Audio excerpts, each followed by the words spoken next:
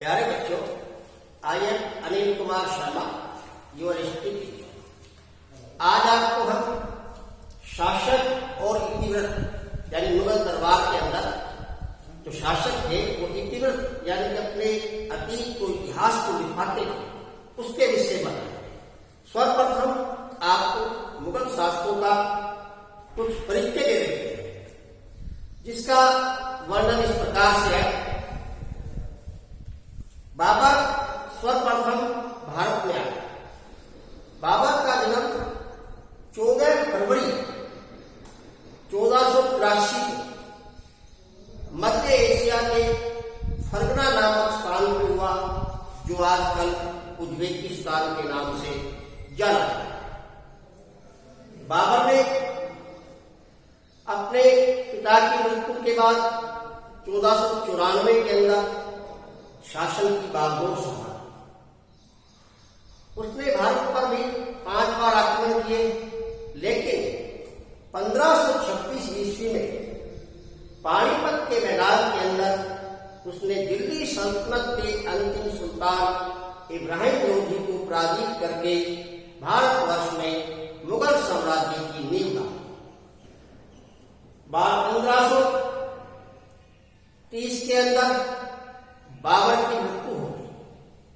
उसकी मृत्यु के पश्चात उसके बेटे हुमायूं ने भारत की सिंहासन पर बैठ करके बागडोर संभाली, लेकिन 1540 ईस्वी में ही शेरशाह सूरी के हाथों उसे पराजित होना पड़ा और वह देश को छोड़ करके विदेश यानी गंधार चला।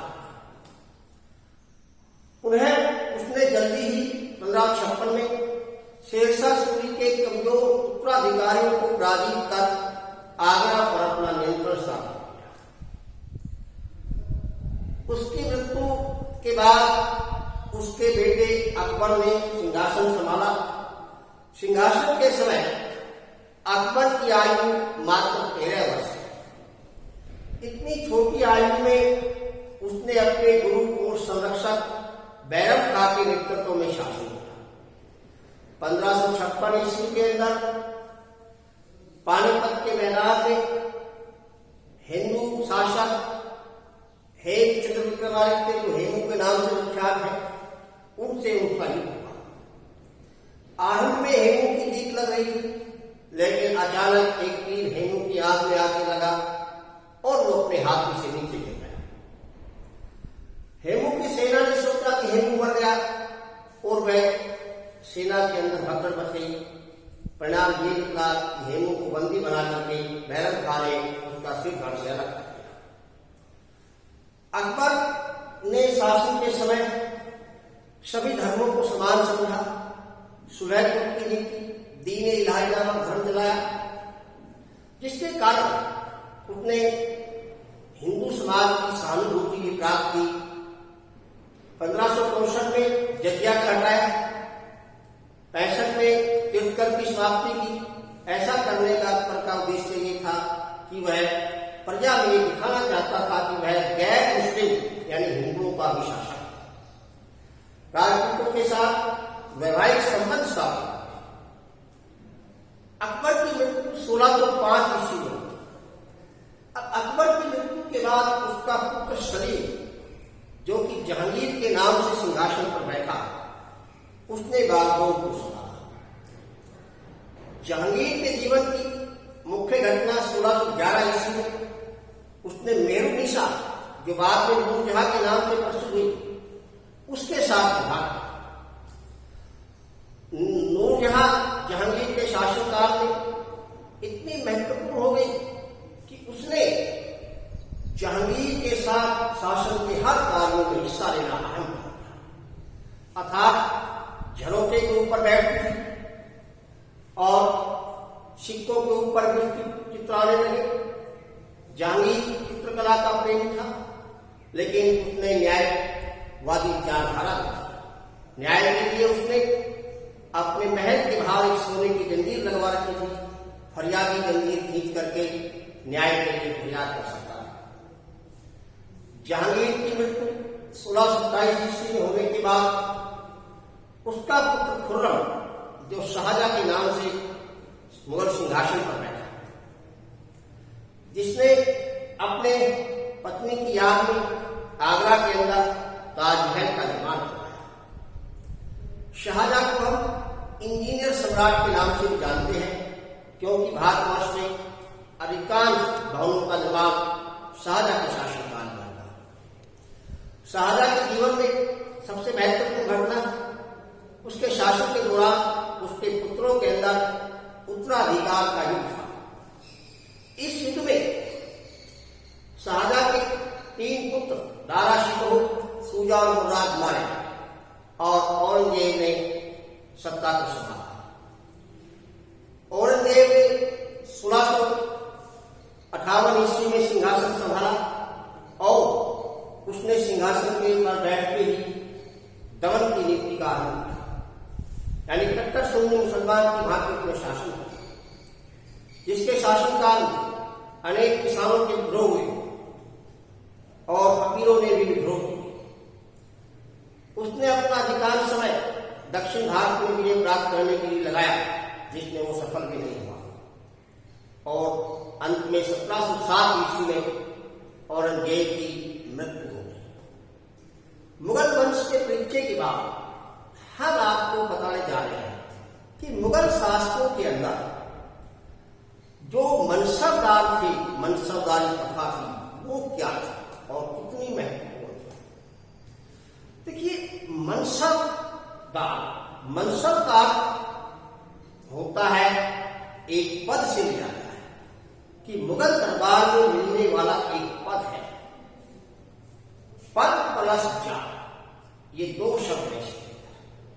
पद का मतलब कि जो व्यक्ति मुगल दरबार में नौकरी पा लेता है, उसकी हैसियत क्या है, उसका पद क्या है। और जात से यह तात्पर्य है कि उसके पास कितने सवार हैं, सवार उससे हैं, कितने हाथी हैं, कितने घोड़े हैं, कितने ऊंट हैं, कितने बैल हैं, कि उसके पास कितने सवार हैं। ये जो है जात से तात्पर्य मनसब इसमें लिया जाता है। जिस व्यक्ति का पद जितना ऊंचा होगा और उसके पास जितनी ज्यादा जाते हैं, सवार होंगे, वो उतना ही बड़ा मनसबदार होगा, उतना ही राजा के निकट होगा। 1000 सवार जात जो वाले व्यक्ति दरबार में सर्वोच्च स्थान पाते थे। अब दरबार के अंदर किसी को नौकरी करनी थी तो वो नौकरी किस प्रकार प्राप्त करता था। मनसबदार और बख्शी व्यक्ति का बायोडाटा, यानी कि उसका पूरा जीवन एक कागज के ऊपर लिखकर बादशाह के सामने निश्चित समय पर पेश करते। बादशाह उस व्यक्ति को अपने दरबार में बुलाता। कुछ औपचारिक प्रश्न पूछने के बाद राज्य के प्रति उसे वफादारी की शपथ दिलाता और उसका पद जो था निश्चित कर देता। जो व्यक्ति सिंहासन के जितना पास बैठता था, वह व्यक्ति राजा का उतना ही करीबी होता था और उसका पद उतना ही बड़ा होता था। जो सिंहासन से दूर था, उसका पद उतना ही छोटा होता था। दरबार के अंदर अनुशासन के भी नियम थे, इसमें अभिवादन करने के तरीके थे। अभिवादन करने के तरीके से भी हम व्यक्ति के पद का अनुमान लगा सकते हैं। इसके बाद मुगल शासकों ने इतिवृत्त लिखवाने की एक परंपरा शुरू से ही चली आ रही थी। इतिवृत्त कि अपने राज्य का इतिहास, उसमें हम सर्वप्रथम पांडुलिपियों को लेते हैं। देखिए, पांडुलिपियां मुख्य रूप से दरबार में ही लिखी जाती थी और जहां पांडुलिपि लिखी जाती थी उस स्थान को किताब घर कहते हैं, यानी कि पुस्तकालय एक प्रकार का। लेकिन यदि उस स्थान को पुस्तकालय या किताब घर न कह करके लिपि घर की संज्ञा दें तो ज्यादा उचित रहता है, क्योंकि वहां पुस्तकें लिखी जाती थी, लिखाई का काम होता है। सर्वप्रथम जिस स्थान पे पांडुलिपियां लिखी जाती थी वहां पर अन्य कारीगर जैसे कागज तैयार करने वाले, स्याही तैयार करने वाले, ये भी होते थे। सर्वप्रथम तैयार करके कलम देकर बना करके लिखने वाले को सौंप देते थे। फिर लिखने वाला उसके अंदर शासक के कारनामे लिखता था, उसकी शासन व्यवस्था कैसी है, उसने कहाँ का विजय प्राप्त की है, जनता के प्रति क्या विचार है, ये सारी बातें उसमें लिखी जाती थी। फिर लेखक बीच में खाली पन्ने छोड़ देता था जहां पे चित्रकारी की जाती थी। फिर चित्रकार उस लिखी हुई बातों को ध्यान में रखते हुए चित्र बनाना, और चित्र बनाने के बाद जब वो पांडुलिपि तैयार हो जाती फिर उसे जिल्द साज के पास भेज देते थे और जिल्द साज उसकी बाइंडिंग पे जिल्द चढ़ा करके उस पांडुलिपि को तैयार करता था। फिर वो पांडुलिपि शासक को यानी राजा को सुनाई, राजा उसे पास करके अपने संग्रहालय में रखवा देता था या जनता के पास पढ़ने के लिए उपलब्ध था। कहने का तात्पर्य है कि इस प्रकार से पांडुलिपियों की रचना हुई। इन पांडुलिपियों को लिखने के पीछे शासकों के क्या उद्देश्य रहे होंगे, ये बात भी ध्यान रखने योग्य है। क्योंकि शासक पांडुलिपि लिखने के उद्देश्य से एक तो जनता के अंदर अपनी प्रबुद्ध अपनी बुद्धि का लोहा मनवाना चाहते थे कि हमारा शासक बड़ा योग्य और निपुण है। दूसरा उनका उद्देश्य ये रहता था कि राज्य के अंदर जिन सरदारों ने विद्रोह किया है या विश्व में विद्रोह कर सकते हैं, ऐसे सरदारों को अपनी शक्ति का प्रदर्शन कराना था ताकि वो विद्रोह ना कर सके। तीसरा उनका उद्देश्य था अपने पड़ोसी देशों को अपनी उपाधियां व अपनी भव्यता, अपनी सेना, अपनी शक्ति का प्रदर्शन करना ताकि विदेशी या पड़ोसी देश शासक पर हमला करने का प्रयास हो। ये पांडुलिपियां लिखवाने का शासकों का प्रमुख उद्देश्य था। अब प्रश्न आता है कि मुगल दरबार के अंदर जो महिलाएं थी उन्होंने राजनीति में किस प्रकार से हिस्सा लिया, कैसे प्रभावित किया। मुगल दरबार के अंदर राजनीति के मामले में महिलाएं भी पीछे नहीं थी, क्योंकि शाही परिवार की महिलाएं अधिकांश पढ़ी लिखी थी और काम करने के लिए उनके पास दासियां होती। अतः ये महिलाएं समय समय पर राजनीति में भी हिस्सा लेती। नूरजहां के विषय में जैसा कि आपको पहले ही बताया है कि शासन के हर कार्य में वह भाग लेने लगी। यहां तक कि सिक्कों के ऊपर भी नूरजहां के चित्र आने लगे। जहांगीर ने तो यहां तक लिख दिया था या कह दिया था कि मैंने बादशाह नूरजहां को सौंप दी है, मुझे कुछ प्याले शराब और आधा किलो मांस के अतिरिक्त और कुछ नहीं चाहिए। इतना ही नहीं, शाहजहां के शासनकाल में शाहजहां की दोनों पुत्रियां शाह आरा और रोशन आरा, इन दोनों ने भी शासन के कार्य में हिस्सा लिया। ये बकायदा मनसबदार की भांति रहती थी और एक प्रतिनिधि होने के नाते मनसबदार की तरह वेतन भी प्राप्त करती थी। हुमायूं की बहन गुलबदन बेगम, जिसने हुमायूंनामा लिखा, उसने भी हुमायूं के शासनकाल में राज कार्य में काफी हिस्सा लिया। अतः हम कह सकते हैं कि शाही परिवार की महिलाएं केवल महल की चार दीवारी तक ही सीमित नहीं थी, अपितु उन्होंने राजनीति में, राज्य की कामकाज में, प्रशासन को चलाने में भी महत्वपूर्ण योगदान दिया है।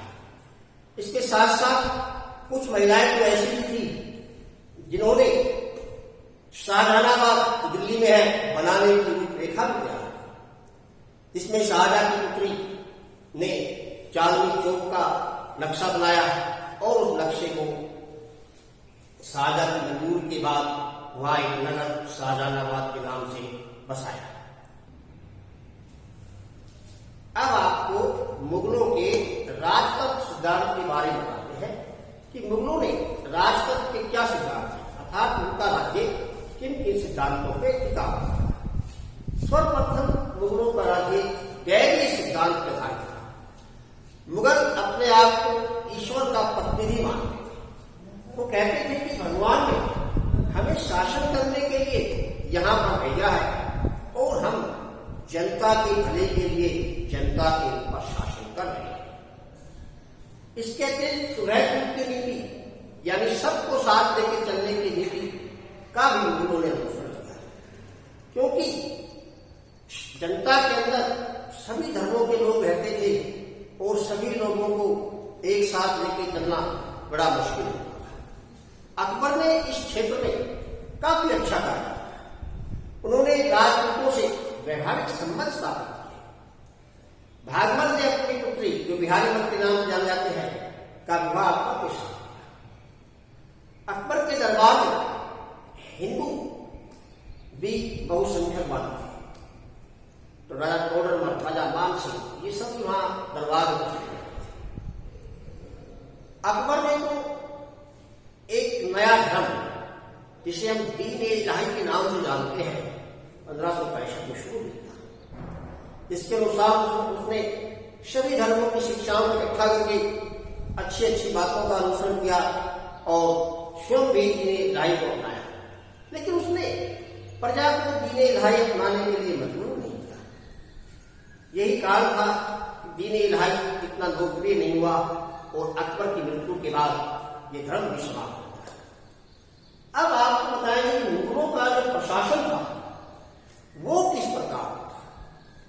देखिए, केंद्रीय शासन, केंद्रीय प्रशासन के अंदर बादशाह जो था शासन का सर्वे सर्वा होता था, सबसे बड़ा अधिकारी होता था। उसकी सलाह के लिए एक मंत्री परिषद होती है, जिसमें वजीर, काजी, बख्शी, अनेक प्रकार के मंत्री शामिल होते, जिनकी सलाह से राजा शासन करता था, लेकिन अंतिम निर्णय करने का अधिकार स्वयं राजा के पास था। इतना ही नहीं, राजा ने अपने प्रांतों को, प्रांतों में शासन को बांटा हुआ, जिन्हें उस समय सूबा कहते थे। हर प्रत्येक मुगल के शासनकाल में सूबों की संख्या अलग अलग थी और प्रत्येक सूबा एक सूबेदार के अधीन होता था और फिर चलकर के उस सूबे को नगरों में और जिलों में बांटा होता था। इन जिलों को उस समय परगना कहते थे। फिर जिला ग्राम में बटा होता था और गांव का मुखिया पंचायत का प्रतिनिधि होता था। सूबों की संख्या के विषय में कहा जाता है कि अकबर के शासनकाल में सूबों की संख्या 15 है। जहांगीर के शासनकाल में ये संख्या 17 है। शाहजहां के शासनकाल में सूबों की संख्या 22 है। औरंगजेब के शासनकाल में ये घट करके 21 हो गई। तो चाहे सूबों की संख्या कितनी रही हो, लेकिन सूबे अवश्य। सेना, मुगल शासकों के पास एक विशाल सेना होती थी, जिसमें हाथी, घुड़सवार, पैदल सैनिक आदि शामिल होते थे। मनसबदारों की जिम्मेदारी थी सेना की इकट्ठी करना था, सेना को बनाना था और बकायदा सेना के अंदर सैनिकों का हुलिया दर्ज किया था। उनके घोड़ों को डालने की प्रथा थी, अर्थात चिन्ह लगाने की कि कौन सा घोड़ा सेना का है और कौन सा सेना का नहीं है। अर्थात सेना एक संचित थी और एक सेनापति के अधीन थी। सेना के साथ साथ मुगलों ने आंतरिक व्यवस्था को संभालने के लिए भी एक फौजदार को नियुक्त रखा था, जिसे दरोगा कहते थे। आजकल वो पद थानेदार के रूप में जाना जाता है। उसकी जिम्मेदारी थी राज्य के अंदर होने वाले आंतरिक विद्रोह को दबाना, अपराधियों को पकड़ना, उन्हें दंड देना। इसके साथ साथ न्याय व्यवस्था के लिए काजी नियुक्त रखे। काजी का मतलब होता न्यायाधीश। तो काजी की नियुक्ति भी न्याय के लिए शासक के द्वारा की जाती है।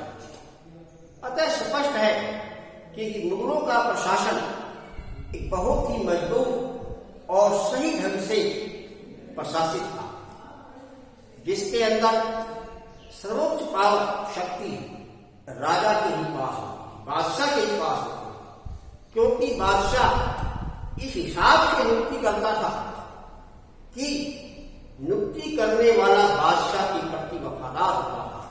वो व्यक्ति बादशाह के साथ कभी गद्दारी कर ही नहीं सकता था, यदि तो ऐसा करता था तो उसके पद से उसको हटा दिया जाता था, क्योंकि पद कोई पैतृक नहीं होते थे, उनकी मृत्यु के बाद वे समाप्त कर देते थे। जैसे कि मनसबदार के अंदर था कि मनसबदार की मृत्यु के बाद भी उसकी संपत्ति राज्य की हो जाती थी। अब आता है कि मुगल काल के अंदर या मुगलों की विदेश नीति क्या थी। देखिए, मुगलों ने अपने राज्य का विस्तार करने के लिए आसपास के प्रदेशों को जीतना भी आरंभ किया और उन्होंने ईरान और इराक, गंधार और गजनी इनको जीतने का भी प्रयास किया, जिसके फलस्वरूप उनकी नीतियां इस प्रकार से बनी हुई थी कि शासक जो उपाधियां धारण करता था, जैसे जहांगीर विश्व को जीतने वाला, शाहजहां विश्व का शासक, ये उपाधियां थी। इन उपाधियों के माध्यम से भी वो अपने पड़ोसी शासकों को ये दर्शाना चाहते थे कि हम सबसे ऊपर हैं, और विदेश नीति के साथ साथ वो व्यापार पर बहुत जोर देते थे, क्योंकि जब तक बाहर से विदेश से व्यापार नहीं होगा, वस्तुओं का आयात निर्यात नहीं होगा, भू राजस्व या राजस्व की वृद्धि नहीं हो सकती है। और राजस्व की वृद्धि के लिए ही इन्होंने विदेशियों से व्यापार की परंपरा को अपनाया, ताकि देश में चांदी सोना आता है। लेकिन समय समय पर जो जो मौका लगा, इन्होंने अपने पड़ोसियों पर आक्रमण किए और हमले करके उन्हें जीतने का भी प्रयास किया। अतः स्पष्ट है कि मुगलों की विदेश नीति कूटनीति के ऊपर निर्भर करती थी कि जैसा मौका लगे उसी प्रकार का व्यवहार किया है। अब आपको इस चैप्टर के अंदर मैं कुछ खास पॉइंट बोल देता हूं, बता कि भाई जिसके कारण मुगल इतने लोकप्रिय हुए। अकबर एक उदारवादी शासक था, जिसने अपनी उदारता का पीछे लिया और जनता के अंदर अपनी छवि को एक महान शासक के रूप में बनाया। इसके विपरीत औरंगजेब एक ऐसा शासक हुआ जिसने अब जनता में अपनी छवि को खराब कर दिया, धूमिल कर दिया, क्योंकि वो कट्टर सुन्नी मुसलमान था। अब औरंगजेब से पहले के जो मुगल शासक थे, इन्हें हम पूर्ववर्ती मुगल कहते हैं। अब थोड़ा सा परिचय लेते हैं इसके बाद की। औरंगजेब के बाद 1760 के बाद कोई भी मुगल शासक इतना शक्तिशाली नहीं हुआ जो कि राज्य का विस्तार कर सके या राज्य को अच्छी तरह संभाल सके। परिणाम ये हुआ कि 1739 में मोहम्मद शाह के शासनकाल में नादिर शाह ने हिंदुस्तान पे हमला किया और नादिर शाह के आक्रमण के बाद मोहम्मद शाह राजी हुआ और नादिर शाह ने दिल्ली में इतनी भारी लूटपाट की कत्लेआम किया, इसका अनुमान नहीं लगाया जा सकता है। अर्थात बाद वाले शासक अयोग्य और निकम्मे रहे। अंतिम मुगल शासक बहादुर शाह जफर द्वितीय के नाम से विख्यात, जो 1758 के विद्रोह के समय शासक थे। अतः मुगल शासकों ने केवल औरंगजेब के शासनकाल तक ही शासन व्यवस्था सही रही, उसके बाद उनकी शासन व्यवस्था में गिरावट आती चली गई। ठीक है। और यदि मुगल साम्राज्य का पतन कहें तो वो भी औरंगजेब की मृत्यु के बाद हो गया था, क्योंकि औरंगजेब की धार्मिक नीति जो थी वो बड़ी कठोर थी। उसने जबरन लोगों को इस्लाम ग्रहण करने के लिए मजबूर किया, हिंदुओं के साथ घोर अन्याय किया। दक्षिण भारत की नीति उसे ले चुकी कि अपने शासनकाल के 49-50 वर्षों में उसने 25 वर्ष केवल दक्षिण भारत को विजय करने में ही व्यतीत कर दिए। तो मुगल सम्राट के पतन के लिए औरंगजेब ही सर्वाधिक जिम्मेदार या उत्तराधिकारी माना जाता है। अब हम आपको कुछ प्रश्न बताएंगे जिनका आंसर आपको देना है। सर्वप्रथम मुगल वंश का परिचय संक्षेप में दीजिए।